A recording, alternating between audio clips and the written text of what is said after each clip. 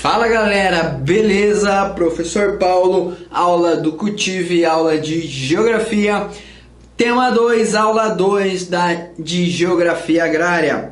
Tema de hoje, tipos de agricultura. Vamos colocar aqui, tipos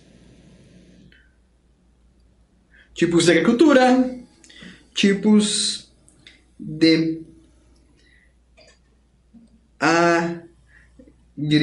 Nossa, que letra. Cultura. Tipos de agricultura. Como se dá a produção? Quais são os tipos que existem aí, né? Os tipos mais comuns da produção agrícola no mundo, no Brasil. O primeiro tipo que vamos falar é da roça itinerante, né? Da produção de roça ou produção itinerante. Uma característica, meus amigos, são áreas de agricultura descapitalizada. Então, é uma produção mais arcaica, mais tradicional, não tem aquela grande inserção, grande investimento em cima. Então, é aquela produção mais agrícola, produção mais tradicional, produção mais de subsistência. Podemos definir lá na roça antiga, quando fala da produção da roça, produção de alimentos em pouca quantidade, é a roça itinerante ou roça. A mão de obra aqui é familiar. Podemos colocar como característica mão de obra familiar. Então, geralmente uma família que mora no campo, todos os membros daquela família estarão inseridos, farão parte ali da produção de alguma forma. Então, é mão de obra familiar. E uso de técnicas tradicionais. Então aqui está mais ligado àquela produção tradicional. No Brasil temos muita produção de roça itinerante, uma grande parte, principalmente na região Nordeste, na região Norte, a produção ainda de roça itinerante, algumas localidades do sul do Brasil que não produzem em grande escala ou não tem aquela inserção da tecnologia. Uso de técnicas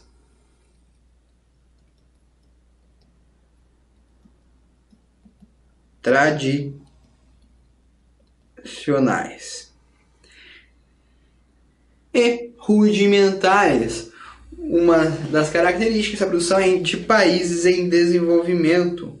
Então colocamos aqui países em desenvolvimento, vou pôr aqui em desenvolvimento. Então, tipo de roça inerente, produção familiar, pouca técnica empregada, típica de país subdesenvolvido e uso de técnicas rudimentares. Notou aí? Marcou? Pode cair na sua prova, pode perguntar, né, qual é o tipo de produção, aquela que é produção familiar, que no Brasil temos em alguns lugares, que não emprega grandes técnicas desenvolvidas, apenas técnicas rudimentares, é o tipo de roça inerente. Um outro tipo de produção que pode ser colocada como produção ecológica, produção orgânica ou biológica é aquele tipo de produção que oferece baixo impacto ambiental, ou seja, não usa técnicas agressivas ao meio ambiente. Então é baixo impacto ambiental.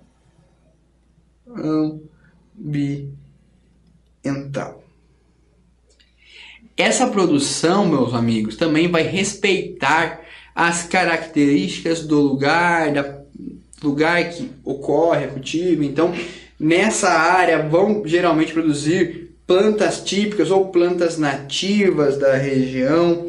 Ocorre um baixo impacto ao solo também.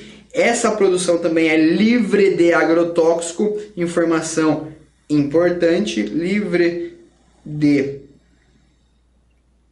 agrotóxicos,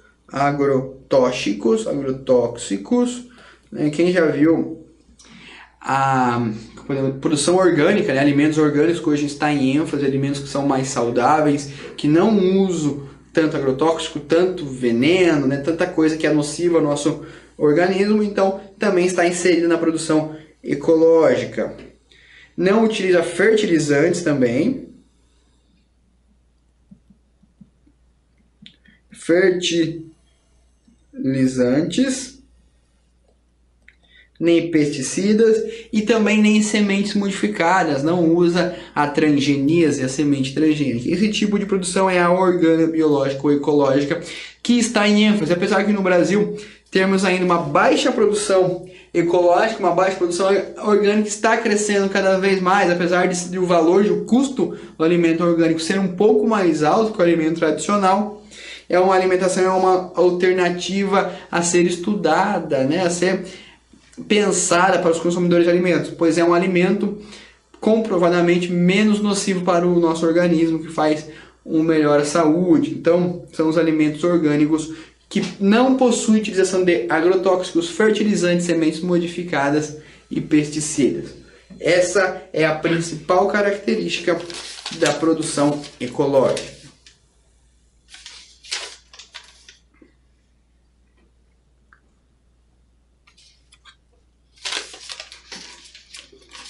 Uma outra produção importante que pode aparecer na sua prova pode ser chamada de jardinagem, irrigação ou de rizicultura.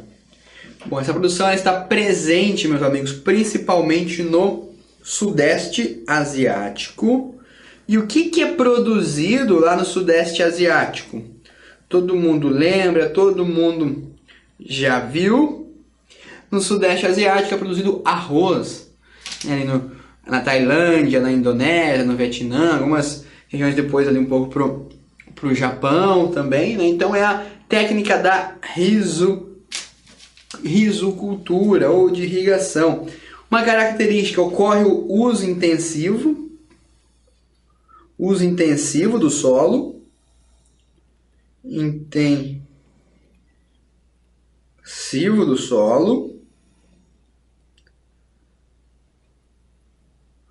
com uso de muita mão de obra. Então aqui, além de o uso ser intensivo do solo, tem mais muita mão de obra. Então são duas características importantes da rizocultura. Essas propriedades geralmente são familiares e pequenas ou médias. Então marquem aí no seu caderno: produção de jardinagem, irrigação, rizocultura. Uso intensivo do solo. Produto principal: arroz. Médias e pequenas propriedades, geralmente propriedades familiares. Uso de pouca técnica, mas o uso intensivo do solo. Fica ali no Sudeste Asiático. Uma das técnicas utilizadas para esse tipo de produção, para a produção de irrigação e da rizocultura, são técnicas de curva de nível, onde vão usando, né, as curvas de nível, as curvas do relevo para produzir, para plantar, respeitando assim, né, a formação do relevo. Temos aqui uma imagem, não sei se ela vai ficar boa ali na sua tela, de uma produção de arroz. Então temos aqui o arroz produzido ali, aquela pessoa explorando ali, colhendo o arroz. Podem ver que a produção é bem densa, é bem densificada. Beleza? O outro tipo de produção, meus nobres colegas, é o tipo plantation, uma característica importante no nosso Brasil, principalmente ali no Brasil colônia, final da época do Brasil colônia. Quais são as características do plantation? É o plantation show, é o plantation, é o plantation show, é o plantation. Qual que é a principal característica do sistema plantation? Monocultura. Então ocorre a produção de um tipo específico de produto. Voltando para a aula de ciclos econômicos, lá podemos caracterizar como plantation a produção da cana-de-açúcar, a produção do café, certo? A produção do tabaco ou de algum outro tipo de produto. Então é uma monocultura. Monocultura quer dizer uma única cultura, um único tipo de produção. Nessa produção, o uso do solo é por meio de queimadas e depois plantar, queima ali, planta. Então ocorre a degradação do solo. Degradação do solo. Bom, um exemplo de produções desse tipo plantation são as ex-colônias europeias, Brasil, México, Argentina, países da América do Sul como um todo. Podemos citar como exemplo aqui o ciclo do café, cana-de-açúcar, cacau. Então, exemplo aqui, vou pôr café, né? Quem gosta de um cafezinho, cacau, chocolatinho e a cana, né? Cana-de-açúcar ou a cana-de-açúcar. Esses produtos são típicos da cultura plantation. Outra característica também são de países geralmente de climas tropical ou do clima tropical, baby. Então, voltando aqui, plantation, monocultura, importante, um único tipo de produto, uso excessivo do solo, degradação do solo, típico de países das colônias europeias de climas tropicais. Tá aí mais uma definição para nós utilizarmos. Bom, meus amigos, já falamos de tipos de produção, já falamos de aspectos da produção, como essa produção é feita. Agora, vamos falar de um assunto polêmico, música de polêmica. Tadã! Polêmica. Presta atenção, porque agora o assunto vai ficar sério. Sim, muito sério. Há pessoas que são a favor, há pessoas que são contra. Não temos ainda, muitas pessoas não têm uma opção formada. Assim como eu não tenho uma opção formada sobre. Às vezes sou contra, às vezes sou a favor. Mas é algo que está aí, que estamos já consumindo há muito tempo no nosso Brasil e no mundo. São os famosos produtos transgênicos. Tadã! Transgeníase ou produtos transgênicos. Então, o que é transgeníase? Para começarmos ali da definição da palavra, da etimologia da palavra, de sua definição. Vamos lá destrinchar essa palavra. A palavra trans e transgenia vem do quê? Mas de novo, professor. Vem do quê? Vem de mudança. Então, trans significa mudança, mudar algo.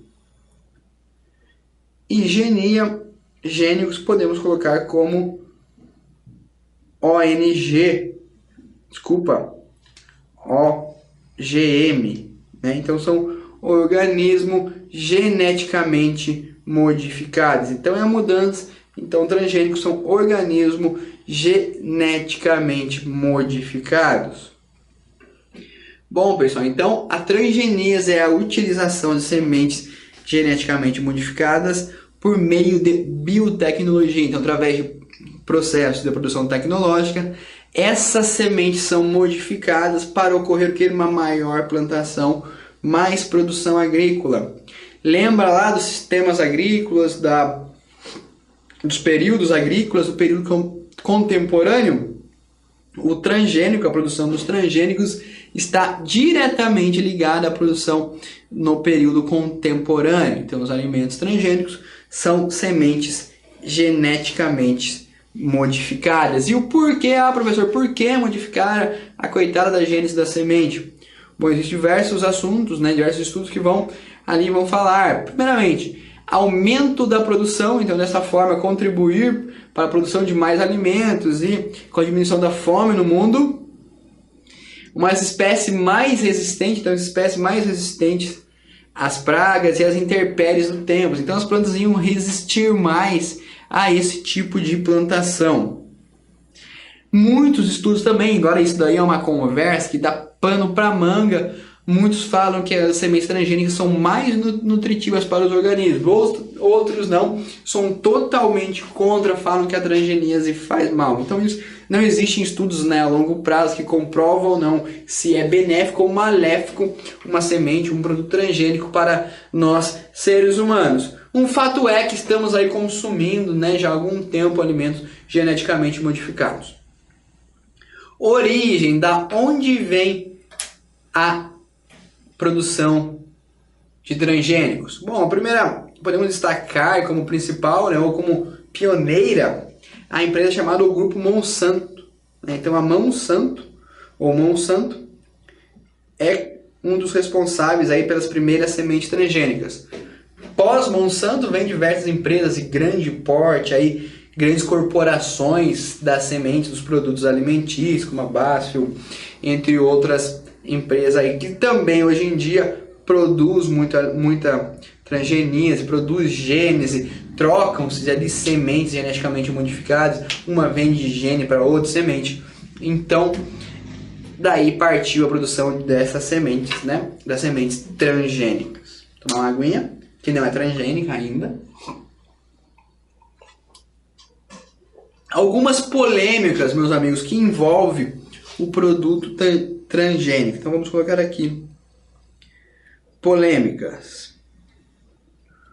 Uma das polêmicas é a falta, né, de histórico a longo prazo sobre o efeito dos alimentos geneticamente modificados. Então, como eu já disse agora há pouco, ninguém sabe ao certo quais são os efeitos causados pela transgeníase, causado pela mudança aí das sementes.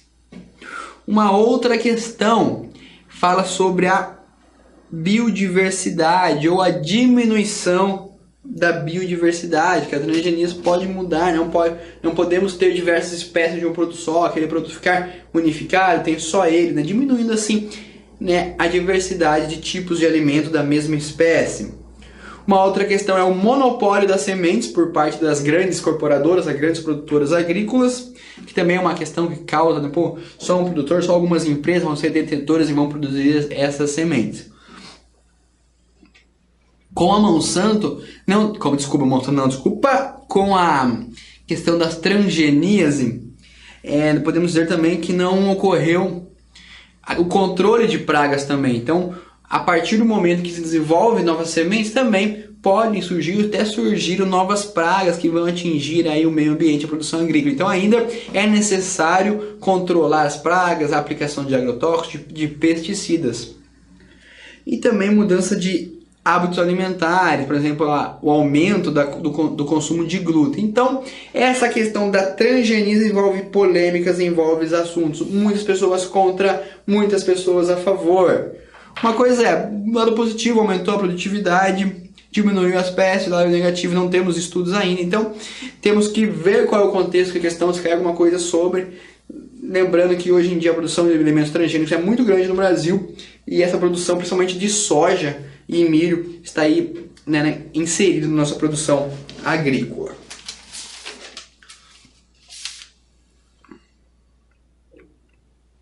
Bom, meus amigos, agora eu trouxe algumas palavrinhas do mundo agrário para nós discutirmos aqui na aula e falar algumas definições importantes que vão cair aqui pode cair na nossa prova. Também é bom a gente saber para não errar tudo, né? Então vamos lá então para a aula de termos agrícolas. Brincadeiras à parte, vamos lá então, vamos falar um pouco de alguns termos. Primeiro termo, poceiro. O que é um poceiro, meus amigos?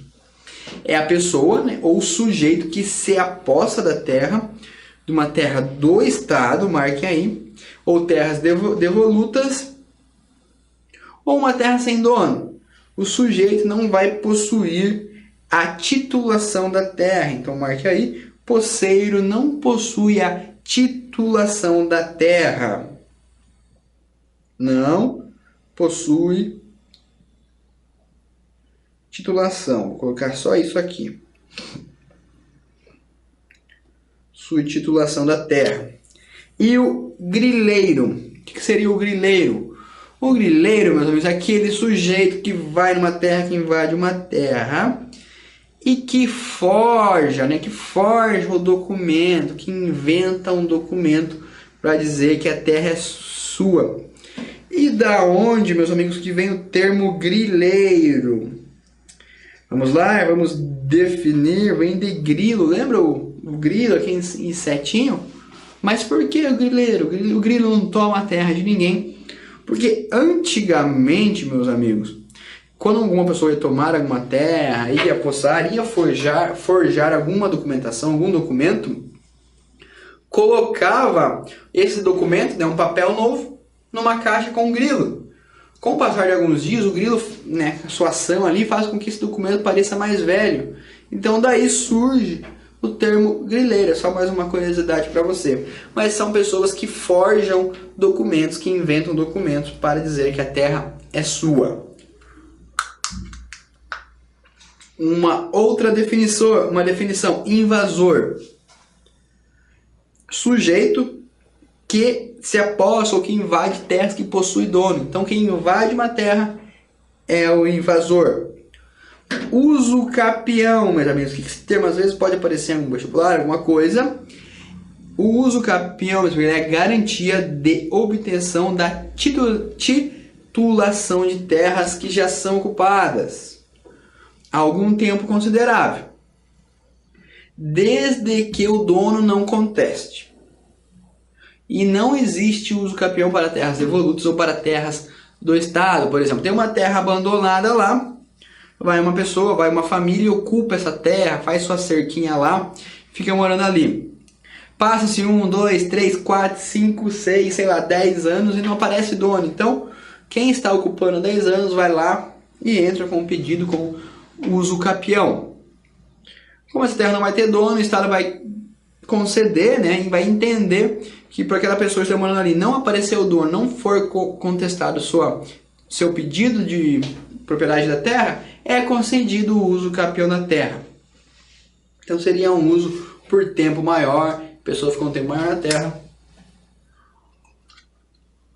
Lembrando que são terras sem donos, ou terras não se sabe onde existem dono. Um outro termo aqui que podemos trabalhar, que podemos definir, é o termo sem terra, que volta e meia, hora ou outra, está aí nos noticiários, está aí no nosso dia a dia e que faz parte da realidade brasileira.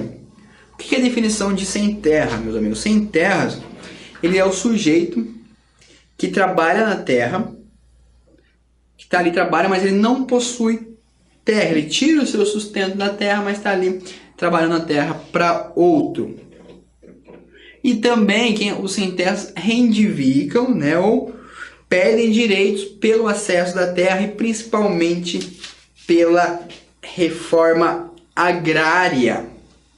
Beleza? E o que é a reforma agrária, professor?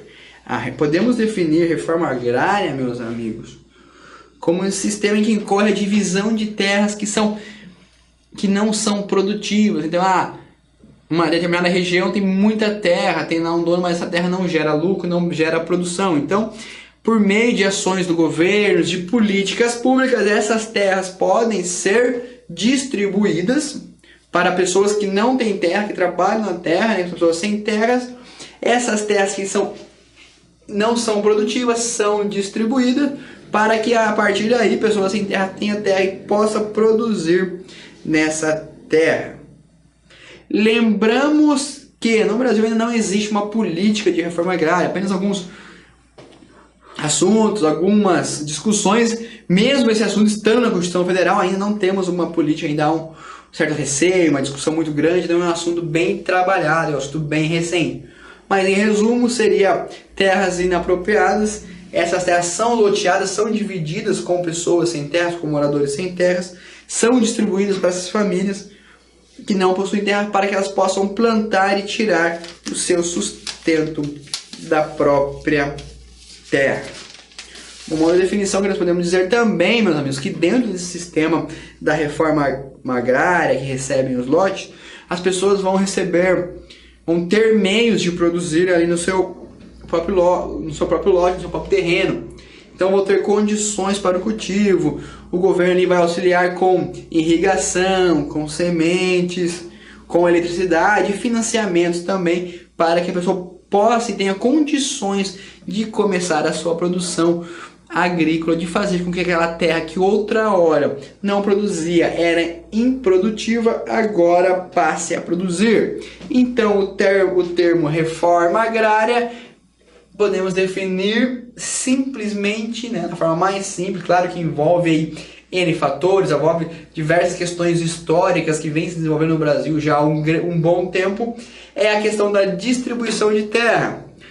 Para pessoas que vivem no campo, mas não têm terra, o pensamento seria esse. Existe hoje em dia muita terra que não é produtiva, terras improdutivas. Por outro lado, existem muitas pessoas que querem, que precisam, que vivem da terra, mas não têm acesso à terra, não têm terra. Então, o que seria o papel do governo? Pegar a terra improdutiva, repartir em lote e dividir para essa família, para as famílias que estão em busca de uma terra para tirar o seu sustento e para produzir mais alimentos. Teoricamente, não é tão complicado.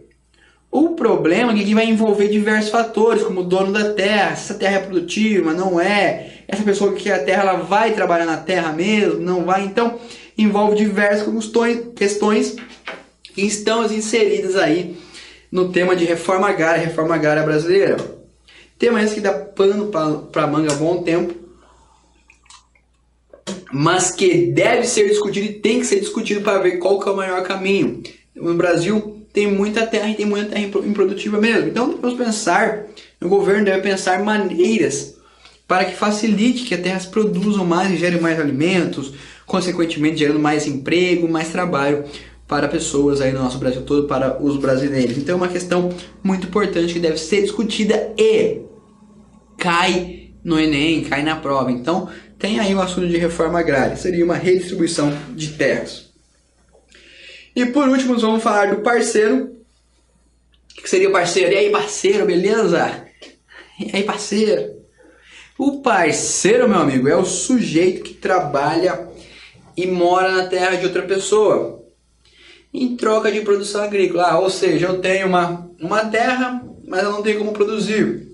Eu ofereço para um parceiro meu trabalhar nessa terra, produzir, em contrapartida, uma parte da produção é minha, que eu sou dono da terra, e outra parte da produção é de quem produz. Se levarmos lá para a história, podemos conciliar esse assunto com o feudalismo, né? Lá não era tanta questão de parceiro, era mais questão de exploração mesmo dos senhores feudais para com os vassalos, mas no papel seria isso: eu tenho uma terra, eu deixo você plantar na minha terra se eu te dar um pedaço, ou eu pago para você ali plantar e trabalhar na minha terra. Beleza, caro amigo, entender um pouco mais da segunda parte, de um pouco mais do que fala na sua aula, do que trabalha a questão da agrícola brasileira, a questão da reforma agrária, alguns termos, alguns tipos de produção. Espero que tenha contribuído, que a nossa aula tenha auxiliado você na compreensão da realidade agrária do Brasil, da realidade agrária do mundo, e principalmente na hora da prova do Enem, né? Não ficar ali, que é essa questão que eu ia falar. Você vai pensar, pô, o professor Jacob falou, eu sei, eu vou acertar. Beleza? Pessoal, obrigado pela sua atenção. Até a próxima. Lembre-se, geografia na cabeça, paz no coração. Até a próxima. Um abraço a todos vocês. Até mais.